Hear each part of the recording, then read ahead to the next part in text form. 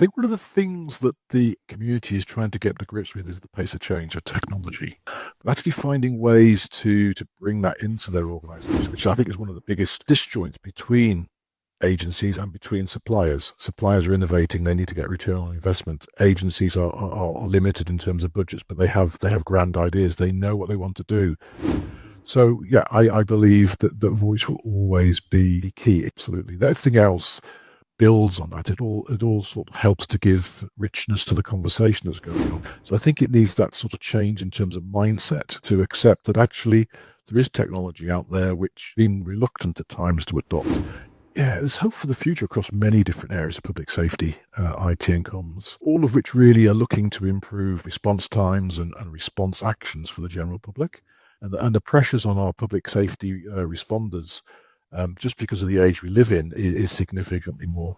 So we need to be able to improve how we make decisions. We need to be able to improve the speed at which we make decisions.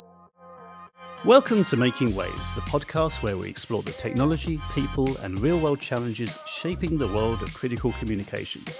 From PMR radio to next-gen broadband, we talk with industry experts and frontline users to uncover the pain points, innovations, and decisions that define performance under pressure. If it keeps teams connected when it matters most, we'll be talking about it here. I'm Stuart with co-hosts Hauke. Hi, everybody. And Lona. Hello. And this is Making Waves.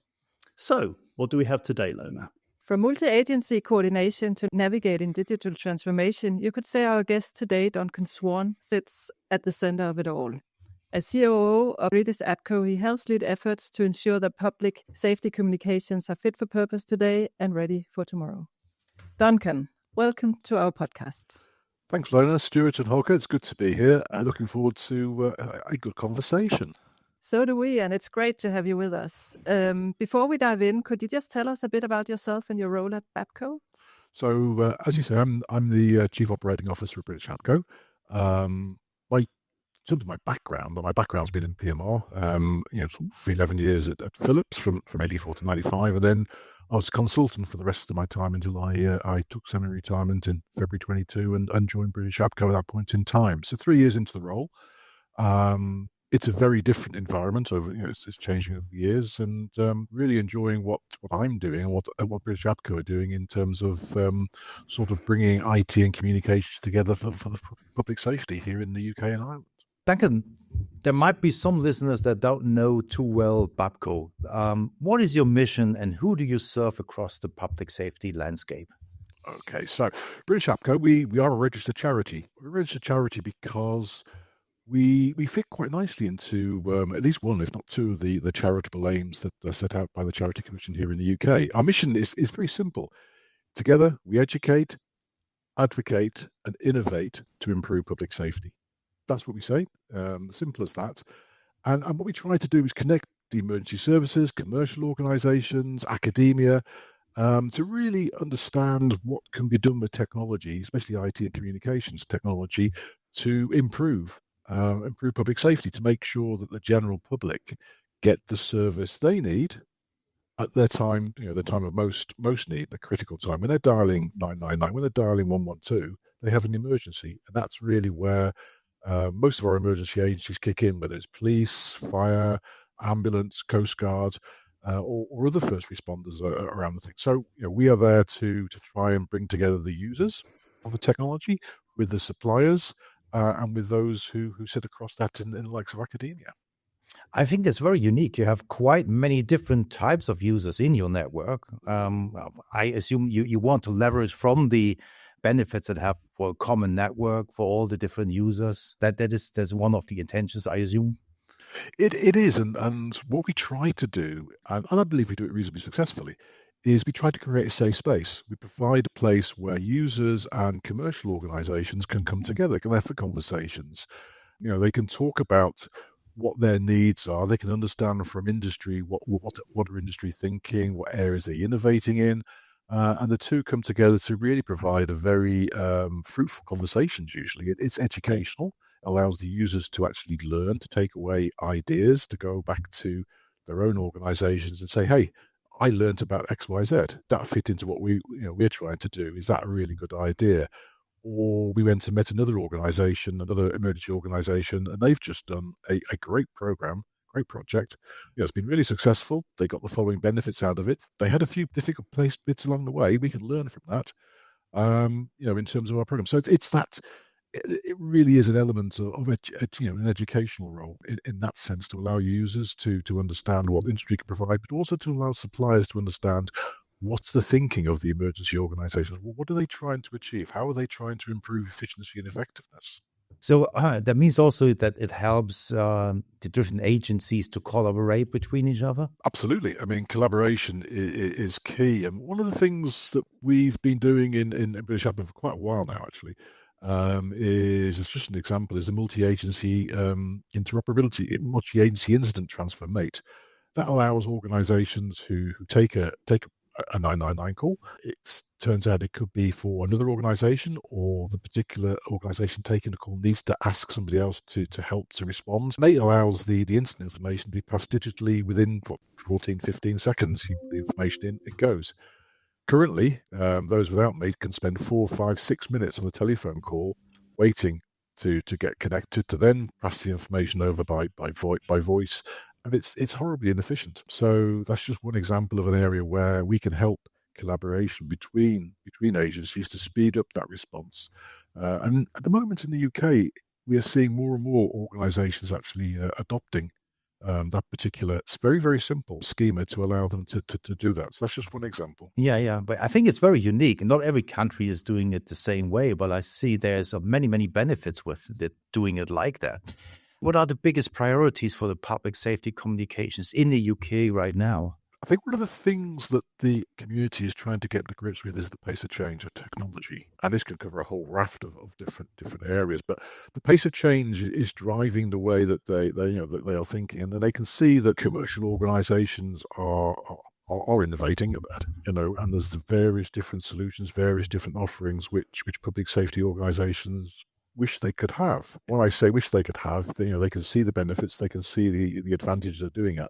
But actually finding ways to bring that into their organisations, finding ways to go out and procure and make that happen is sometimes a little slow, a little difficult. It's not always great, which I think is one of the biggest disjoints between agencies and between suppliers. Suppliers are innovating, they need to get return on investment. Agencies are limited in terms of budgets, but they have grand ideas. They know what they want to do to be able to improve, to be able to provide that better service that they strive to do for the public at their time of need. So there's lots out there at the moment in terms of exciting tech. We can look at AI. Artificial intelligence is certainly something which a lot of agencies actually have been using for quite a while. Machine learning is something we've been using in public safety for decades, since at least the early 2000s. But to use artificial intelligence to its best, you need a good data set. You need the data to be able to work with, to be able to help make the decisions, to allow organisations to, certainly in the public safety area, to benefit from those insights. Artificial intelligence is never going to be used to dispatch to an emergency. It is going to be used to help operators, to help dispatchers make those better decisions. So that element of what is out there is really quite exciting at the moment. I think if you look further afield, you also see that public safety is really starting to embrace the digital era. A lot of the manner in which public safety agencies have communicated is voice. Just simple talk, listen, talk. And we know that the digital era has got so much more to offer. As you start to get speech translated to text, as you start to get video, as you start to get images that help people to understand better what is going on, then being able to use that will help improve decision making. It will also reduce the time, in some instances, reduce the time to actually get a positive outcome in an emergency. So there's lots going on at the moment. Absolutely. Duncan, is service on top of the existing mission critical voice, or would it in the midterm even replace to some degree the mission critical voice services? I don't think you'll ever lose the need to have mission critical voice. There is so much in a voice. There's so much that you can get out of listening to somebody in terms of tone, in terms of the way that a message is coming across. And it's much easier with voice to be able to very quickly change what you're going to say or how the information is going out. So voice will never never go. But the other information I believe allows, a picture tells 1,000 words. So if you've got an image of what's there, it could be somebody making a 999 call who can point their phone to a fire, and a fire could be a dustbin fire. It could be a huge industrial fire. So that the response you would make to that sort of information would be a single fire engine versus 5, 6, 7, 8, 9, 10 fire engines. So that can make a decision very, very quickly rather than have to mobilize the fire service to a fire to find out actually it's not a small fire. We need an awful lot more resources, and vice versa as well. So yeah, I mean, having that information certainly will allow our emergency agencies to better respond and to effectively better use their resources. So you said earlier, it is also your role as BAPCO to talk about the requirements and also to bridge the gap towards the manufacturers to get the right features into the product so they are fit for purpose, they are fit for what you need in the field? Yeah, it's allowing those conversations to happen. Because if industry isn't talking to the users, understanding their requirements, understanding the various different initiatives that are going on with either the organizations or across the sector as a whole, then you're going to get a disjoint when it comes to procurement. We've got an apple and you want an orange. We didn't see that coming, did we?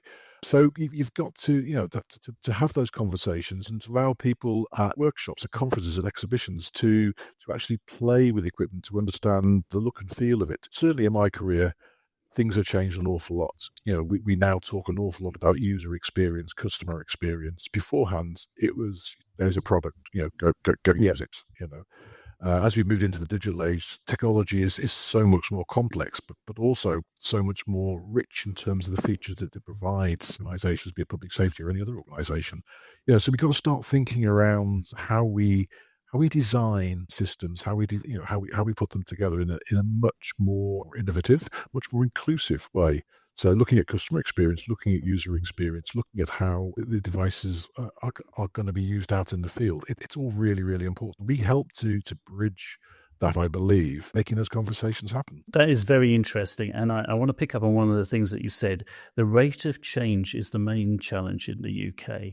I want to pick up on that specifically. When we talk about the modernisation, the interoperability, there's an inherent risk there. As we move away from what would be considered the more traditional PMR models towards hybrid, then onto broadband and beyond, whatever beyond means. What do you see as the main interoperability hurdles for the emergency services to try and manage and climb over? I don't see too many hurdles from an interoperability perspective for the majority of organizations. Is that because you see them as separate entities overlaying on each other, or do you see the element of separate entities get very integrated and open? Most of the organizations, certainly here in the UK and Ireland as well, have been using data for a long time. They've used commercial networks. In some cases, they've had their own networks. They've had Tetra around where they used text. They've been very innovative in terms of where they use short messages. So, using data is something which certainly fire, certainly ambulance and police to a greater extent are comfortable with. So they've been able to do that with their own technologies at the moment. I think what we're seeing is, as we move from traditional PMR to the broadband side of things, we're looking at completely separate user interfaces. So from an interoperability perspective, it really is being able to understand the differences between the traditional devices and the future devices. All the ones are actually there at the moment. I think there are some hurdles around doing that. I think a lot of the hurdles are less technical and more process in terms of you've got a much richer feature and function set. But what do you do with that data? Can every organization actually accept the information? So if you're working on let's say responding to an incident where you've got multiple agencies there, you would hope that all the agencies are able to accept and work with the same level of data. At the moment, that probably isn't the case. Some definitely more advanced than others. And so, if interoperating on specific things, you always come down to the lowest common denominator in terms of how you can interoperate, which generally should be voice. So there has to be a bit of a rise up in terms of looking at next generation features for communicating and understanding, from an organization to organization, how are they going to cope with the data, with the images, with the video, all in the same way, so they can all take the information, use it to make the right decisions, and keep the communication going. So, from a hurdle perspective, there will be some in transition as you're moving from to. You need to have some sort of bridge across. That's definitely a hurdle that needs to be overcome, and it needs to be a hurdle that is not made to be too expensive, because at the end of the day, it's something which is there for a short term. It's there for the transition, and transition period shouldn't be too long. So let's take the transition from airwave to the emergency services network here in the UK. That will happen at some point, be it 2028, 2029. 2030, it will happen. And there will be periods of time when you have some organisations who are on airwaves, some organisations are on ESN, and they will need to communicate, as will the organisation itself as it transitions across, because nobody can do it in a blink of an eye. You can't go as a whole organisation from one to the other. It's not a binary switch. So there will be some hurdles around that, and that needs to be effective. It needs to be cost effective as well as technically effective, but something which is thought about in as a short term bridge. I think you say a very valid point there. In public safety, you can't afford downtime. So with the different technologies, they come from different requirements at the end of the day. Do you see any of your members voice any concerns when it comes to balancing that need for reliability with what the innovation can bring you now? How do you glue those things together? There's a third element in there as well, Stuart, which is cost. Can you afford to provide the reliability that you need? I think, if you look at broadband technologies, we're generally talking now towards a move towards commercial networks. 4G, 5G, and eventually 6G networks. You compare those with traditional PMR networks, and the infrastructure required to provide the radio coverage is significantly more. You're talking it's a magnitude more. So, airwave is several thousand radio sites here in the UK, so 3,000-4,000 radio sites. The network that's being provided from me is 23,000 radio sites. So you've got all the different radio sites out there. You've got the interconnects back in. When you're looking at reliability, then to be able to provide the level of backup duplication, the cost factor is huge. So I think when we're looking at downtime, we have to start looking more towards hybrid solutions using a mix of networks, which is how, if you look at the French RRF project, they've got Orange and Bouygues as their networks. They start to manage reliability, to manage resilience through the level of sort of sharing the network. They build it in through that. There are a number of jurisdictions. Look out to Australia, look out to the US. We're starting to see a lot more around things like vehicle as a node, where they have traditional PMR, they have IP networks, so mesh networks, and they start to use satellite, so like Starlink. And you can see that what they're doing is they're building up levels of resilience in terms of using different tech, rather than using the same technical solution and just duplicating and doing it in that sort of way. So I think there's a lot of innovation going on in terms of hybrid solutions to make sure that you aren't reliant on one particular platform, but you have the tech that allows you to use the most appropriate, most available platform at the time. So obviously getting it right is key. What are the risks of getting it wrong, and how specifically does BAPCO guide your membership in this area? There's nothing wrong with getting it wrong. You've got to learn the lessons, and sometimes when you're going through implementing new technology, you have to should be implementing it incrementally. So you go out there, you learn a few lessons to start with, but as you roll it out more and more, then you have to believe that you've learned the lessons, not just identified. You've learned the lessons. And build that into your thinking. From a British APCO perspective, it really is sharing use cases, lessons learned that organisations have identified as they've rolled out their own tech solutions. So it's almost like a partnership of getting the users. Hopefully the suppliers will be there to tell the story as to how they went through an implementation. We can share that across our members so they can say, actually, that can be done. It has been done. There were some issues along the way. Let's make sure we don't repeat those particular mistakes and can move forward and build on that. So it's a continual sort of sharing process from our perspective as British APCO. That people can understand how tech has been implemented, how innovation has been implemented to allow organisations to benefit. And to take you back from what you said before as well, when it comes to innovation, we'll never get rid of voice. That's the key message. I absolutely believe that we'll never get rid of voice. And to go back to just the 999 call, the 112 call, you can do a lot of things in terms of preparing an organisation to understand what the emergency is that the citizen has. So, do they need police, fire, ambulance? That's very it's binary. It's yes or no for each. Do they need that location? You can location can be provided digitally with AML from a handset or other ways of actually providing that information. When it comes to actually talking through what the problem is, explaining what the problem is, when you're in, when you've got the emergency situation, you want to be able to explain. I think it's easier to talk, and I think that will always be the case. That it's clear you want to talk.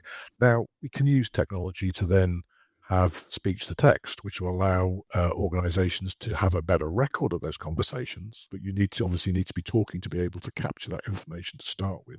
So, yeah, I believe that voice will always be key. It's a quicker way of getting key information across at a time of crisis. So if you're using the radio, if you've got a group of police officers who are attending, it's easier to listen to somebody explaining what is going on, what they're seeing, to then think about it and respond back. So in those sort of situations, it's always going to be easier and more effective with voice. Yeah, I think in the world of applications, I think voice is always going to be the killer app at the end of the day. Yeah, no, I wouldn't disagree with that. Absolutely. Everything else builds on that. It all sort of helps to give richness to the conversation that's going on, to video and an image alongside, just clarify what's being talked about. All right, shifting gears a bit, let's go more into collaboration standards and how policy is supporting or holding back progress. Duncan, what do you think the state of collaboration between agencies, vendors and regulators, or what do you think the state is, and where does it still fall short? Okay, I think it's good, but it could be better. Possibly the answer for most things, to be honest. I think certainly between agencies and vendors, there's an opportunity to work together to better share the costs of making things happen. By costs, I don't just mean pounds, shillings, or pence. I mean it's human resources.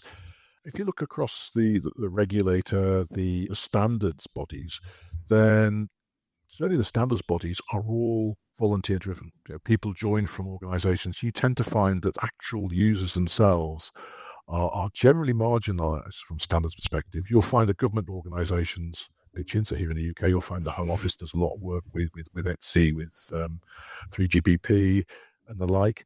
But you find that vendors are generally the ones who are in there driving the standards. So there's certainly an area of collaboration where being able to bring user organisations into those particular bodies to understand the real bits and pieces that they need from the standards is an area that's missing.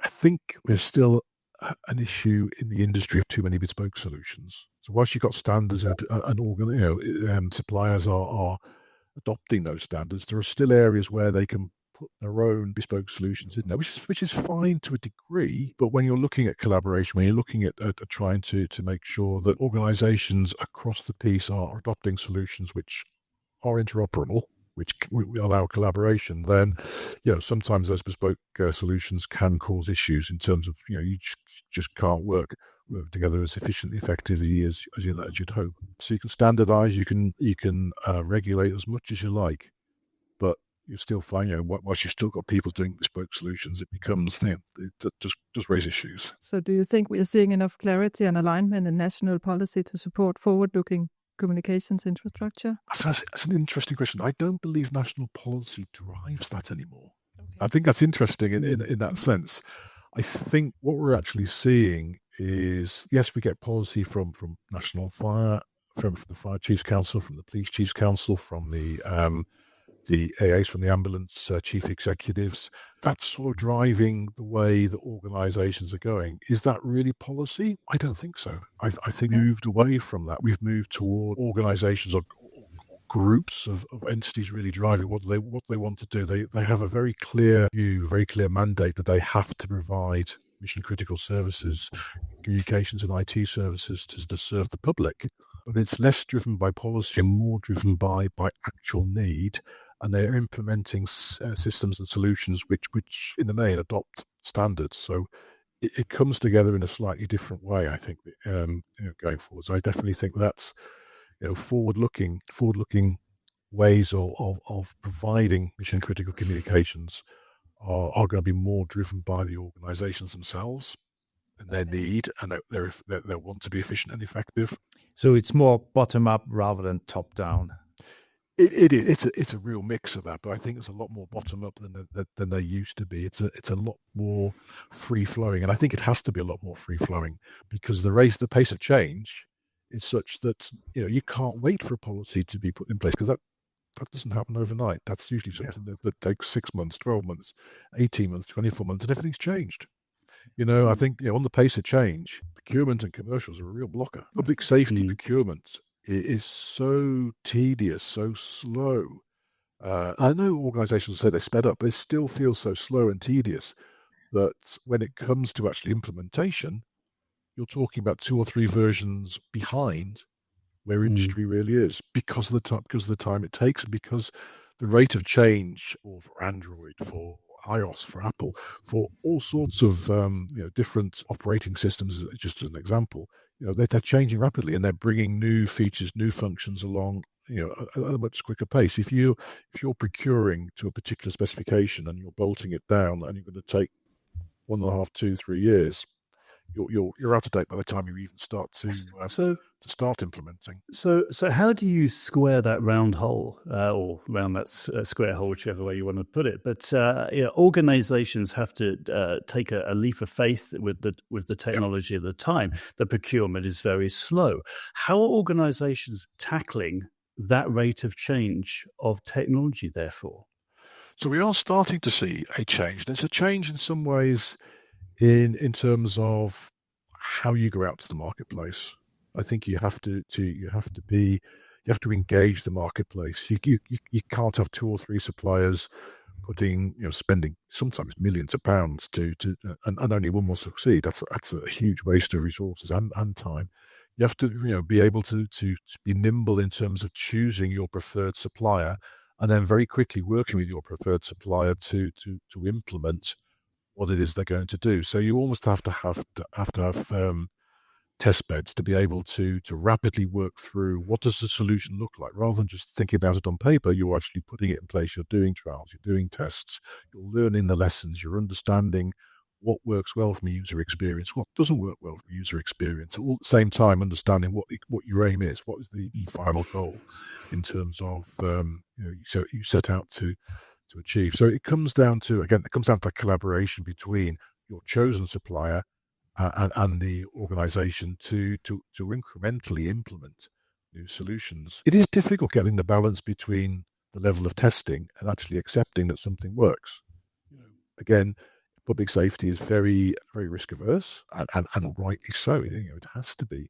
But at the same time, we have to find better ways of accepting how do we get solutions and systems into place to take advantage of the new features and functionality as soon as we possibly can. So there's a balance there. There's a real balance between looking at it from a risk perspective to looking at it from a more of a just needing to get it done. And to add on what you're saying there, obviously conditions change over time. There are environmental conditions which spring up, which call on the resources of public safety frontline personnel. The Bobby on the beat is expected to do more than he used to. His role has changed. Disasters, terrorism. There are other calls which you cannot plan for, but happen, and you have to be able to resource. Do you feel that the community is getting the attention they deserve when getting budget and these procurements, which will be ad hoc pop-up requirements? Do you feel there is a mechanism built in for that, for the community that BAPCO is serving? There's certainly elements of that built in, but it's probably fair to say it needs a disaster, it needs a tragedy to move things forward. You can look across public safety from the 90s all the way through, and you can highlight different disasters in the UK: King's Cross, Hillsborough, 7/7. They're all things that drove changes in the way that organisations work together, collaborated. There were always lessons identified and significant lessons learnt as well out of each of those tragedies, and they do drive change forward. It does seem, certainly in this country, probably further afield, that it needs a good disaster, and that's a terrible phrase, but it needs a good disaster to be able to drive people's understanding that they need to make money available to be able to respond more effectively should something similar happen again. There's certainly elements around the various different constraints which are changing. I think a key change, when you talk about environment and environmental conditions, I think we're seeing significantly different social consciousness and responsibility in terms of the way that organisations are now procuring, and that can only be a good thing. So I think there's some big changes around that side of things, but it needs to be a balance. It needs to be a balance between, yes, we have to be socially conscious. Yes, we need to plan, but we also do need the funding available. We also need the ability to be able to train, to pre-plan, to do all of the background stuff that is required. And if we're cutting down resources, if we're making it more difficult, then training is sometimes the thing that falls by the wayside. So as British APCO, we do try and certainly in our conferences, we'll try and share best practice. We'll try and get user organisations and suppliers and those from both the UK and further afield to come and talk and discuss and be able to share insights for our membership to pick up on.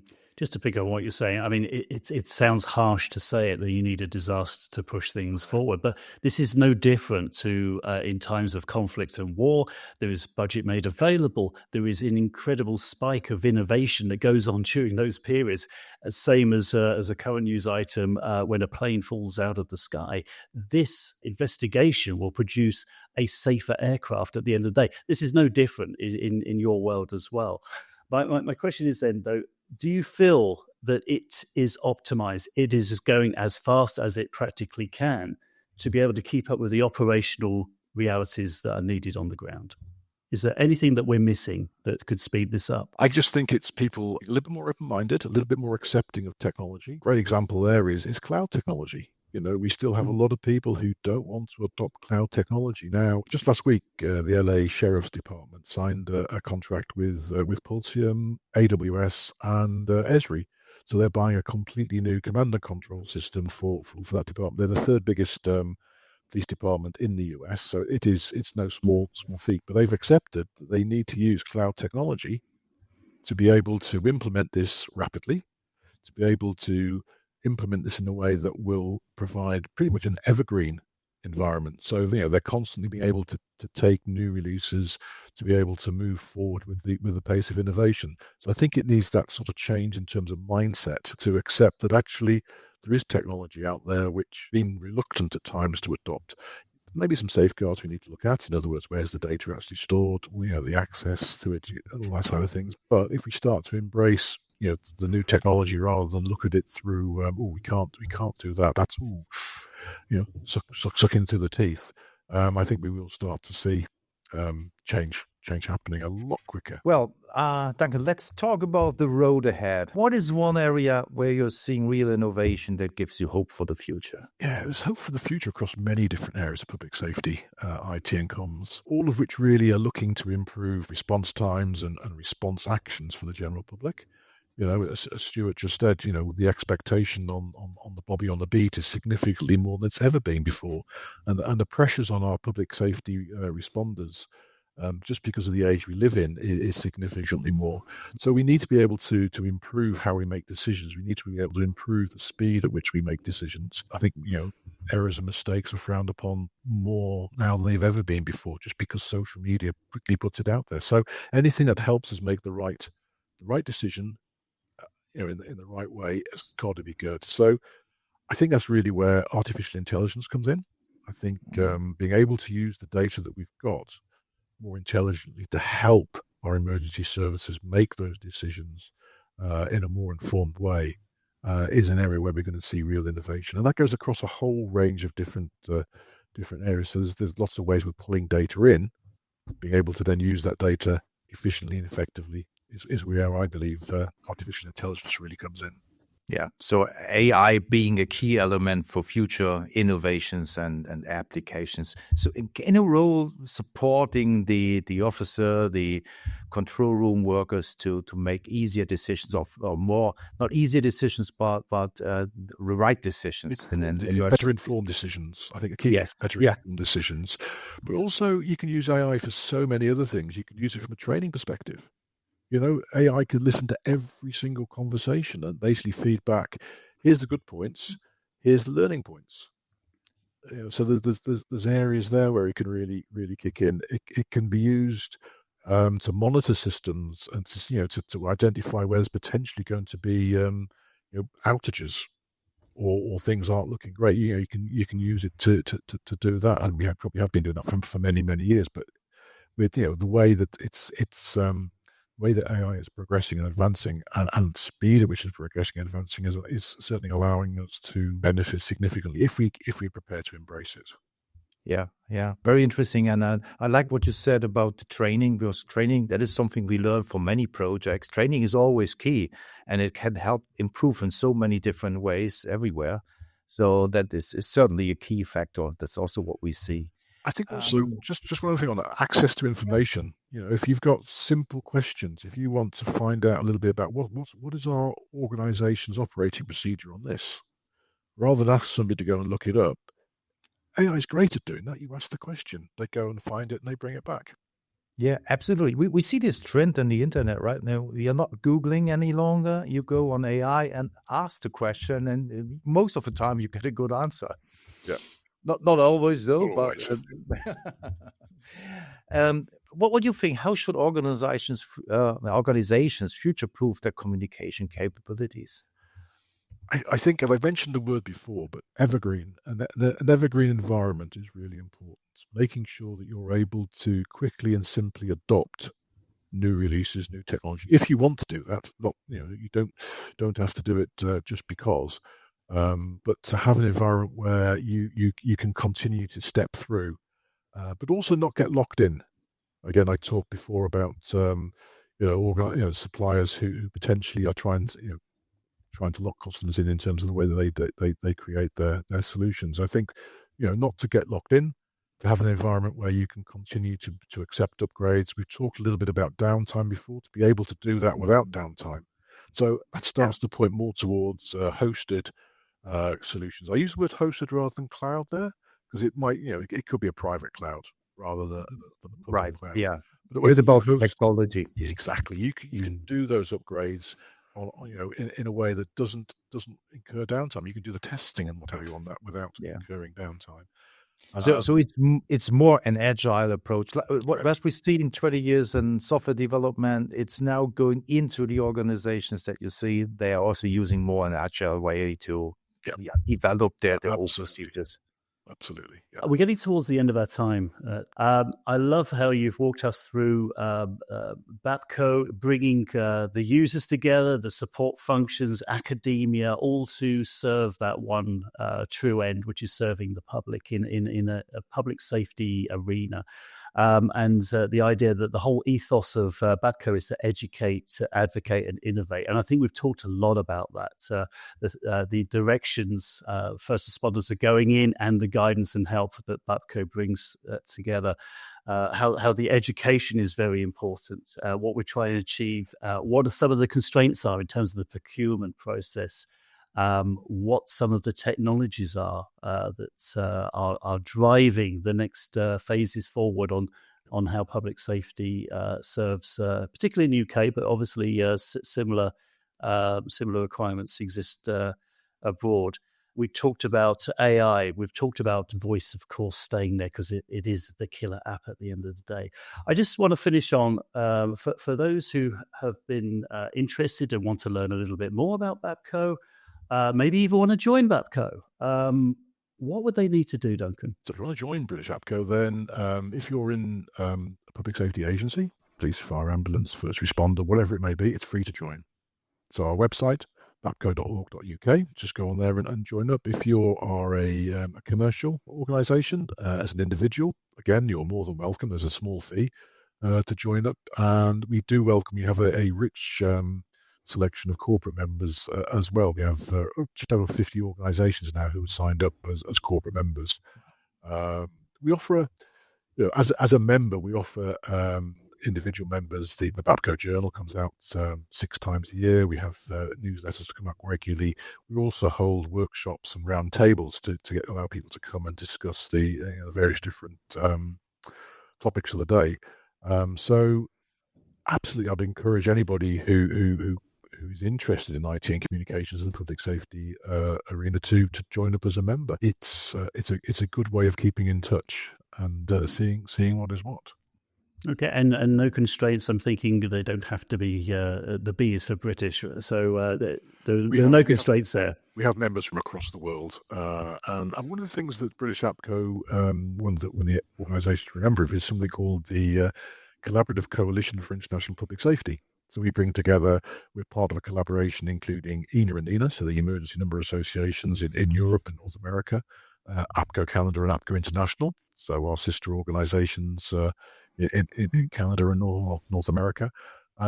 We've got relationships with Australasia, so Australia, New Zealand, with the University of Melbourne, and also with there is a emergency comms working group, NECWEG, down in Australia and New Zealand, and also with the TCCA. So we have, within CSIPs, we bring together organisations who are looking at exactly very similar things from globally, and occasionally we come up with some very interesting sort of insights, but also able to share what's going on. If a particular incident happens in a country or a region, we can share that to make sure others are aware.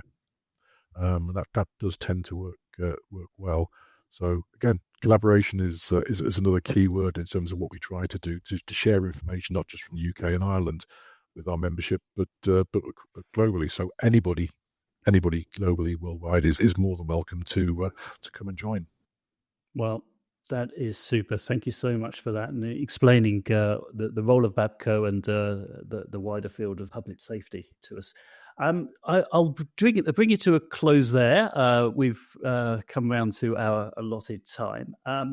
If you found this episode interesting, and why not subscribe? We're available on all of the major podcast platforms, and we are recording this in video, so you'll find us on YouTube. Just type in Making Waves. I would just say that this was Making Waves. I'm going to say thank you very much to our guest this week, Duncan Swan. Thank you. To my co-host, Hauke. Thank you. Pleasure. And Lona. Thank you. And for me, Stuart. Till next time, that was Making Waves. Thank you and goodbye.